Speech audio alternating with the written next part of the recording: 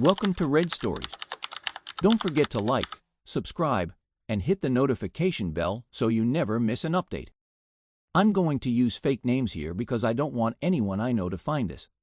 I'm Chris 37 years old, working as a financial analyst. I've done pretty well for myself and have a good career going. Family has always been important to me, and I've been the responsible older brother for as long as I can remember.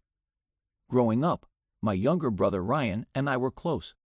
We were opposites in a lot of ways, me being the steady one and Ryan being the wild child who couldn't resist a good time. Despite his love for getting into crazy situations, he had a heart of gold, and we had a strong bond. Even though he never took life as seriously as I did, I loved him like crazy. Then there's Chelsea my ex-wife. She's 35 now, and we were married for 7 years. From the outside, it seemed like we had a pretty good thing going. We chose not to have kids early on and had a comfortable life, or so I thought. But everything changed the day my brother Ryan died. The tragedy. It was a freak motorcycle accident, the kind of thing you never see coming. I got the call at work and rushed to the hospital, praying it wasn't as bad as it sounded. When I arrived, I was met with the kind of scene you only see in nightmares.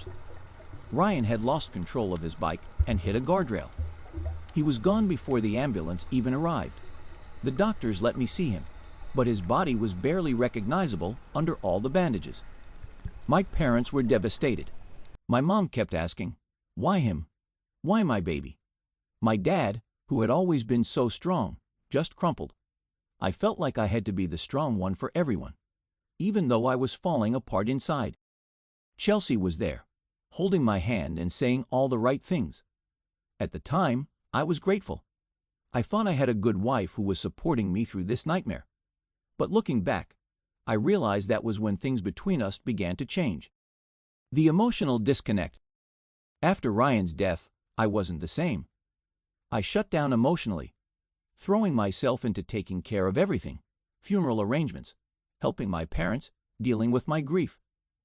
I didn't have the energy for anything else, including my marriage. I was completely consumed by loss and didn't realize how much I was pulling away from Chelsea. She tried to get me to talk, but I just couldn't. My grief was too much to bear, and I couldn't share it with anyone, not even her. I spent most of my time at my parents' house, and Chelsea started to get distant. When I finally clawed my way back to some semblance of normalcy, it was too late. Things between us had changed. Chelsea began acting differently. She was on her phone more often, going out at night, and being evasive when I asked her who she was texting. One night, she was in the shower, and her phone buzzed on the table. Without thinking, I picked it up. The message was from someone named Mark ***, and it was explicit. My stomach dropped. I took screenshots, made videos of the conversations, and saved everything on my phone. I needed to know the truth, so the next day, I hired a private investigator. It felt surreal, like something out of a bad movie. A few days later, my worst fears were confirmed. Chelsea had been having an affair with Mark for months. When I confronted her, Chelsea tried to deny it at first. She acted offended, like I was the one betraying her for going through her phone. But I wasn't having it. I showed her the screenshots, and she just sat there, staring at the evidence before breaking down.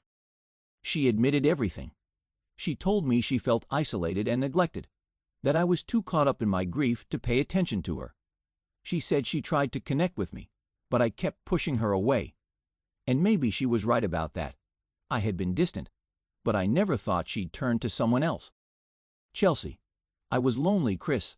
I didn't know how to reach you anymore. Chris, and that justifies cheating. Well, I'm grieving my brother. You couldn't wait to keep your legs closed. The argument turned ugly fast.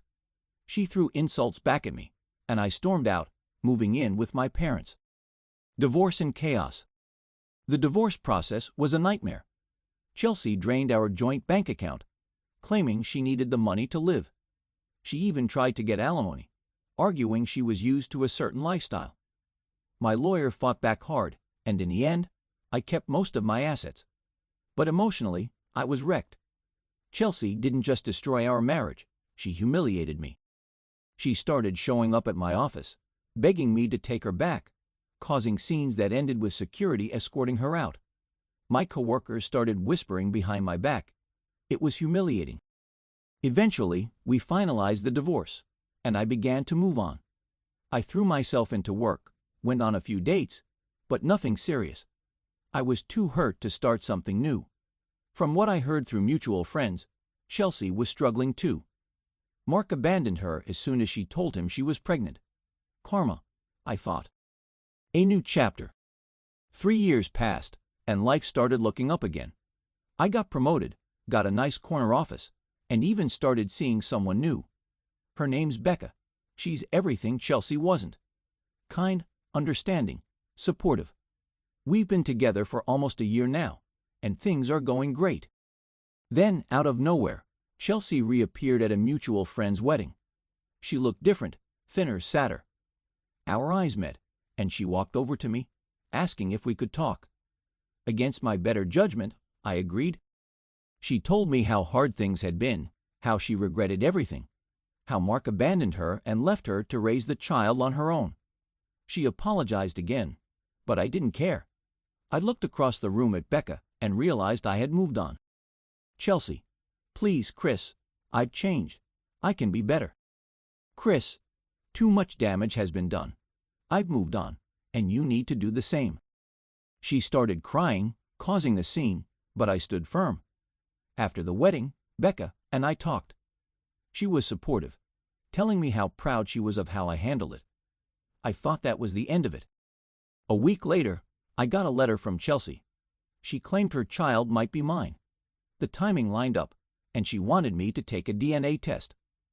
My first instinct was to ignore her, thinking this was just another manipulative tactic, but the possibility that I might have a child out there was too big to ignore. Becca and I had a long conversation about it. She was worried but supportive. I decided to go ahead with the test, using a neutral third party to ensure everything was above board. The waiting period was brutal, and Chelsea's constant harassment made it worse. I blocked her number, but she still found ways to reach out, through mutual friends, even showing up at my office again. Finally, after what felt like an eternity, the results came in. I wasn't the father. I felt a wave of relief, but also anger. Chelsea had put me through hell for nothing. When I told her the results, she didn't take it well. She accused me of tampering with the test and insisted on a retest. My lawyer sent her a cease and desist order, and we began discussing the possibility of a restraining order. This whole ordeal has taken a toll on my relationship with Becca. We had a heart-to-heart where she admitted she was feeling insecure about our future. I reassured her that I was committed to us and wouldn't let Chelsea ruin what we had. My parents were devastated too. They had liked Chelsea once, but after this, they were just as shocked as I was. Emotionally, I'm still processing everything. I feel guilty for the child who didn't ask to be born into this mess. But I know I can't let Chelsea back into my life. I've blocked her on all fronts and am moving forward with legal action to keep her out of my life for good. Comments. Hema. Chris, you handled this with so much grace. I can't believe Chelsea put you through all of that. Becca is a keeper. James. You're better off without her, man. People like Chelsea will always find a way to manipulate and destroy.